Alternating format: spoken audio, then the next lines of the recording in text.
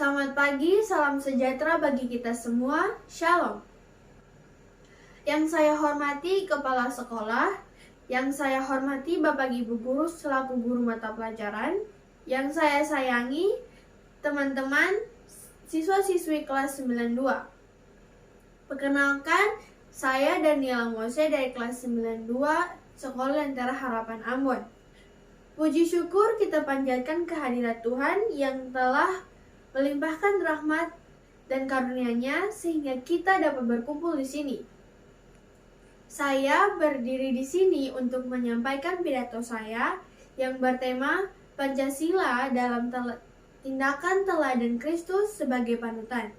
Dengan judul pidato saya, keutamaan kepentingan bersama. Kehadiran yang saya hormati, bangsa yang benar adalah bangsa yang mengamalkan dasar negaranya.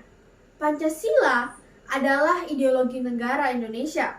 Pancasila sendiri memiliki nilai-nilai Pancasila, yaitu ketuhanan, kemanusiaan, persatuan, kerakyatan, dan keadilan.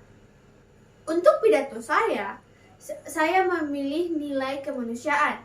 Nilai ini dapat diterapkan melalui teladan Kristus, dan Kristus adalah contoh yang paling tepat. Marilah kita meladani Kristus untuk berkehidupan bersosial yang baik. Kristus adalah manusia yang sejati. Mengapa demikian? Karena Kristus memiliki rasa takut dan lemah. Markus 14 ayat 33. Seperti kita juga yang punya rasa takut. Takut tidak naik kelas, takut dimarahi orang tua, takut dijauhi teman, dan takut jatuh sakit. Yesus juga merasa lemah, seperti kita yang merasa tidak berdaya jika kita jatuh sakit atau kita gagal dalam suatu hal. Kristus berdoa dan meminta pertolongan Allah. Inilah contoh yang harus kita buat, datang kepada Allah dalam doa, bukan menjadi putus asa atau melakukan hal yang buruk seperti mencuri atau menyusahkan orang lain. Marilah kita meladani Kristus sebagai manusia yang sejati. Apakah kalian tahu bahwa Yesus mengutamakan umat manusia daripada dirinya sendiri? Pada ayat 36 yang berbunyi, "Ambillah cawan ini daripadaku, tetapi janganlah dari apa yang aku kehendaki, melainkan apa yang engkau kehendaki." Yesus merasa tidak sanggup menjalani penderitaannya. Tetapi kalau Yesus tidak minum dari cawan penderitaannya, kita tidak akan selamat. Akhirnya Yesus patuh kepada kehendak Allah dan menyelamatkan umat manusia.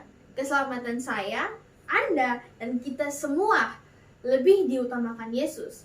Inilah teladan Yesus yang harus kita teruskan, yaitu mengutamakan kepentingan orang lain di atas kepentingan diri sendiri. Janganlah egois.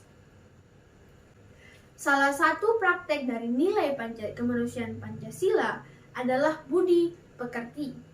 Manusia yang berbudi itu menyadari kelemahannya, sama seperti Kristus yang menyadari kelemahannya dan menghargai orang lain. Tidak bertindak semena-mena, tetapi menjunjung tinggi nilai kemanusiaan. Kenali dirimu dan hormatilah orang lain. Kalimat ajakan tadi juga terdapat pada Matius 7 ayat 1-5. Janganlah kamu menghakimi orang lain supaya kamu tidak dihakimi. Di era digital 4.0, semua orang harus memakai internet untuk belajar dan bekerja. Media sosial juga sudah merambah sampai ke pelosok dan daerah terpencil sekalipun. Semua orang juga sekarang sibuk dengan dirinya sendiri.